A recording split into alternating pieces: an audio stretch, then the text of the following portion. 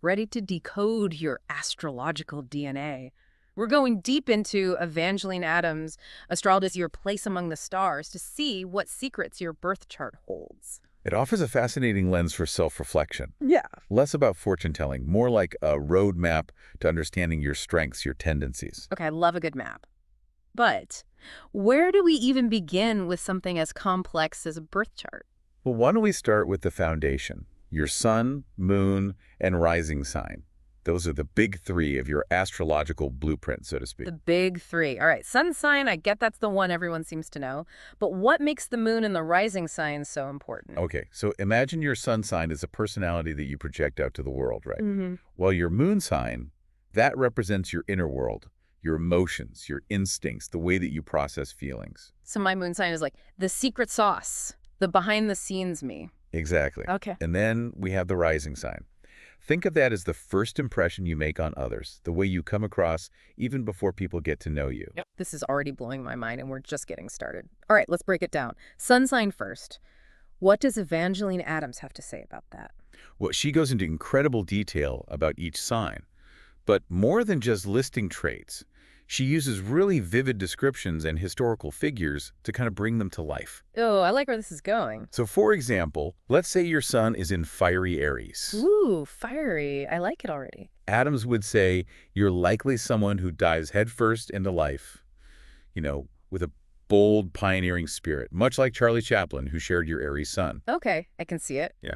But Chaplin was also known for his, comedic timing. A bit of goofball. Is that a typical Aries trait? Well, not exactly. But what Adams emphasizes is that the same sign can manifest in such diverse ways. Okay. For example, you might identify more with the driven, ambitious side of Aries, similar to Thomas Jefferson and other famous Aries. That's so fascinating. So it's not about fitting into a neat little box. It's about how you express your sign's energy. Precisely. And this applies to all the signs, not just Aries. Okay, I'm starting to get this. Okay, so we've got our, fiery, ambitious sun sign. Now we dive into the hidden depths of the moon sign. What does Adams reveal about this inner world? She gives equally insightful descriptions for the moon. Let's say, for example, your moon sign is Taurus. Okay. So grounding ourselves after all that Aries energy. Exactly. Adams might say you find comfort in stability and security. You crave a sense of peace and tranquility in your personal life. This really resonates with the grounded nature of Queen Elizabeth II, who also had a Taurus moon. That does sound familiar. Yeah. But I've also heard that Taurus can be, well, a bit stubborn. That's true. Adams mentions that, yeah. But she beautifully reframes this as tenacity, an inner strength that helps you see things through, even when faced with challenges. I like that. And this unwavering determination, you might share this with another Taurus moon, Ulysses S. Grant. Wow, see, it's all about perspective. It's like taking what some might perceive as a weakness and understanding its power. Exactly. Each sign has its strengths, it has its challenges. Astrology helps us understand and work with them, not against them. Mind blown. All right, we've got our sun, our moon. What about this rising sign, the first impression maker? Think of it like this. Your sun sign, that's who you are at your core. Your moon sign, that's your inner sanctuary. Your rising sign is kind of like the doorway between the two. It's the face you show the world, the energy people pick up on before they get to know the depths of your sun and moon. So if my sun and moon are total opposites, my rising sign is like the mediator, trying to find some middle ground. You could say that. And just like with the sun and moon, Adams provides these fascinating examples of famous figures who embody each rising sign, offering, again, another layer of insight. This is already making so much sense. I'm starting to see how these three signs work together to create this more complete picture. Yeah. This is fantastic. So we've laid this amazing foundation with the big three, but I'm guessing there's more to our cosmic blueprint than just the sun, moon, and rising sign, right? Oh, absolutely. There's a whole solar system out there. Mm-hmm. Aside from the sun and the moon, there are other planets that influence different aspects of your personality. And we call these personal planets because their effects are felt more acutely in our everyday lives. Okay, personal planets? I'm intrigued. Which one should we tackle first? Let's start with Mercury, the planet of communication. So this governs how we think, how we learn, and how we express ourselves. It's like the messenger of our chart. Okay, so if my Mercury is in, say, Gemini, which is known for being quick-witted and adaptable, Mhm. does that mean I'm destined to be a chatterbox, like constantly flitting from one idea to the next? You might be a natural communicator, that's for sure. Evangeline Adams, she might say that you have a real way with words and a curious mind that really thrives on variety, just like Walt Whitman, who also had his Mercury in Gemini. Okay, I can see that. Right. But Geminis can also be a little, shall we say, scattered. Is there a downside to all that mental agility? Could it ever feel overwhelming? That's an insightful observation. And Adams does point out that those with Mercury and Gemini might be prone to overthinking, kind of getting lost in their own mental labyrinths from time to time. Hmm. They might relate to Marie Bashkirtseff. She was a writer with the Gemini Mercury, known for her brilliant but sometimes scattered diary entries. Oh, wow. So it's about finding that balance, isn't it? Harnessing that mercurial energy without getting completely swept away in the whirlwind of thoughts. Exactly. It's about understanding your strengths and then learning how to navigate the potential challenges that might come with them. This is already giving me so much to think about. All right, we've explored the world of communication with Mercury. What's next? Let's talk about action. Specifically, Mars, the planet of energy, drive, and how we assert ourselves. Ooh, Mars, Yep. the warrior planet. Bring on the intensity. So, how does its placement influence like our approach to life's battles? Well, Mars is all about how we go after what we want and also how we handle challenges. Let's say, for example, your Mars is in Scorpio, a sign known for its intensity and strategic thinking. Mm-hmm. You might approach life with this, like laser focus and determination, much like Theodore Roosevelt, who shared that Mars placement. Wow, that's a powerful placement. But Scorpio is also associated with, well, a certain ruthlessness. Does having Mars in Scorpio automatically make someone like a fierce warrior in every aspect of their life? Not necessarily. Adams is very careful to point out that the same energy can manifest in different ways. For example, that Scorpio intensity can also translate into a deep passion for truth and justice, like a drive to transform and heal. Think of Marie Curie, another Scorpio Mars, who channeled that same energy into groundbreaking scientific discoveries. Okay, so once again, it's not about fitting into a box. It's about how we choose to express that planetary energy. We can be warriors for good, for knowledge, for whatever fuels our passions. I love that. Absolutely, and that's what's so fascinating about astrology. It's not about these like deterministic predictions, but rather about understanding these different energies that are at play within us and how we can use them to our advantage. It's like having a cosmic toolkit. I love it. We've covered communication and action. What other areas of life do these personal planets influence? Well, no exploration of the cosmos would be complete without a touch of love and luck. Oh, I'm always up for a little more love and luck in my life. Right, and that's where Venus and Jupiter come in. All right, Venus, the planet of love and beauty. How does its placement shape our relationships and our, appreciation for the finer things in life? Venus is all about what we value, what we're attracted to, and how we express affection. Let's say your Venus is in Libra, the sign of harmony and balance. Mm-hmm. Adams might say you have this natural grace, diplomacy, a deep desire for partnership and connection.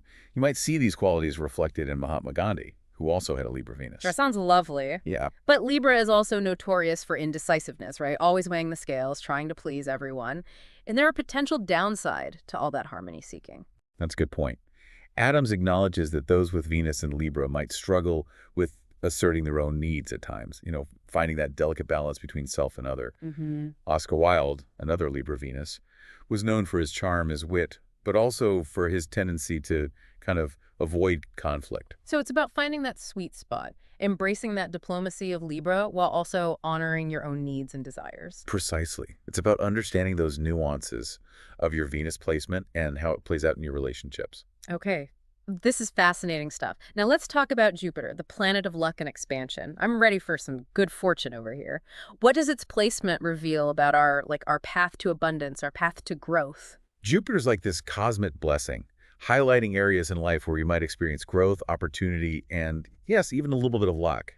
Let's say your Jupiter is in Sagittarius, the sign of adventure and wisdom. Ooh, adventure and wisdom. I like the sound of that. Yeah, right. Adams might say you possess this natural optimism, this unquenchable thirst for knowledge. You might find that travel, exploration, expanding your horizons, those things bring you good fortune. Mm-hmm. Much like Mark Twain, another Sagittarius Jupiter, who is known for his adventurous spirit and his very insightful observations. That's so interesting. But Sagittarius can also be a bit, restless, always chasing after the next big thing. Is there a downside to all that expansiveness? Could it ever feel overwhelming? It's true. That boundless energy can sometimes lead to a fear of commitment or even difficulty finding focus when you have so many passions. Think of Marie Antoinette, another Sagittarius Jupiter, who was known for her extravagant lifestyle and just like endless thirst for novelty. Wow, so it's about finding that balance again, isn't it? Harnessing that Jupiterian energy without getting completely lost in the cosmic shuffle. Exactly. It's about understanding how to work with these planetary influences to create, ultimately, a fulfilling and meaningful life. But of course, no cosmic journey would be complete without a few challenges along the way. Right. Oh, you know I love a good challenge. Bring on the cosmic curveballs. Well, every birth chart has its share of what we call shadow planets. And these are often associated with obstacles, limitations, and those areas where we're really called to kind of dig deep and grow. And it just so happens that we're going to explore those right after a quick break. All right, so we're back, and I have to admit I'm a little curious, maybe a little nervous to tackle these shadow planets we talked about. Yeah, shadow planets can sound a little ominous, can't they? Just a tad. But remember, it's all about perspective.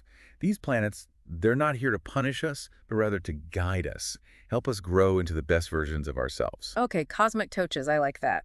So let's start with Saturn, the taskmaster of the zodiac, as they say. Where does its placement fall on our charts, and what does it reveal? Saturn's placement, it often points to areas where we might face, obstacles, delays, the need for discipline and hard work, those kinds of things. Hmm. It's where we learn the value of patience, perseverance, building a strong foundation. Okay, so if my Saturn is in, say, Capricorn, the sign of ambition, structure, does that mean I'm in for a life of like constant toil and hardship, always climbing that mountain, but never quite reaching the peak? Not at all.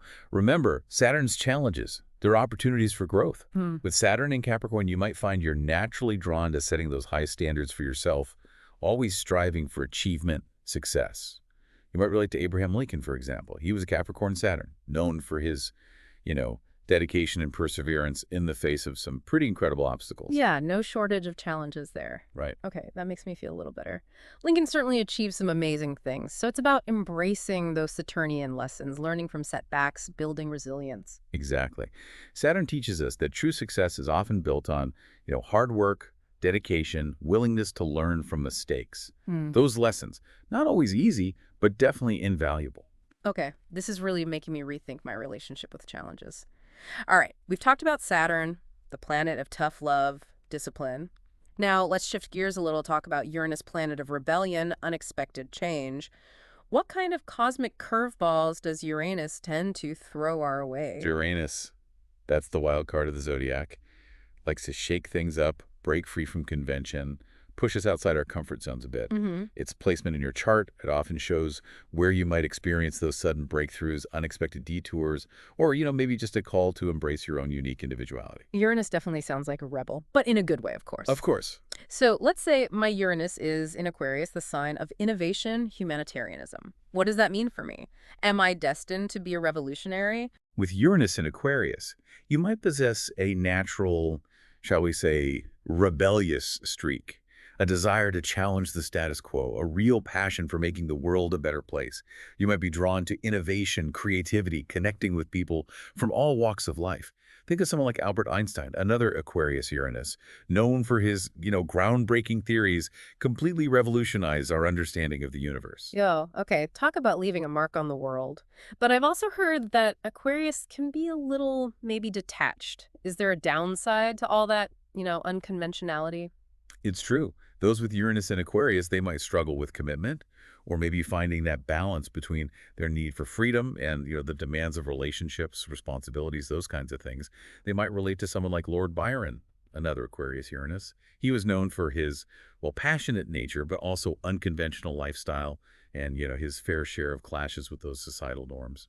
So like with all the other planets, it's about finding that balance, right? Embracing that Uranian urge for individuality, innovation, but also staying grounded, honoring those commitments. Exactly. Astrology, it's not about putting ourselves in boxes, but rather understanding these different energies within us, learning how to work with them to create, a more fulfilling, meaningful life, wouldn't you say? Absolutely. This has been an incredible journey. We explored the big three, those personal planets, now these cosmic coaches, Saturn and Uranus. I'm really starting to see how each one plays a role in, well, the tapestry of who we are. And remember, this is really just the beginning. There's so much more to discover, to explore. We have the houses, the aspects, how these placements all interact with one another. It really is like this incredible cosmic puzzle. I don't know about you, but I am definitely feeling inspired to, I don't know, maybe pull out my own birth chart and dive a little deeper. I think that's the beauty of astrology. It's a lifelong journey of self-discovery. And the more we learn, well, the more we understand ourselves and ultimately our place in this grand cosmic dance. Beautifully said. And for those listening, whether you're just dipping your toes into the cosmic waters or you're a seasoned stargazer, always remember your birth chart. It's not a prediction, it's more like a roadmap. It's a guide to understanding your strengths, your challenges, your own unique potential. So keep exploring, keep asking those questions, and keep looking up at the stars. You never know what celestial insights you might discover.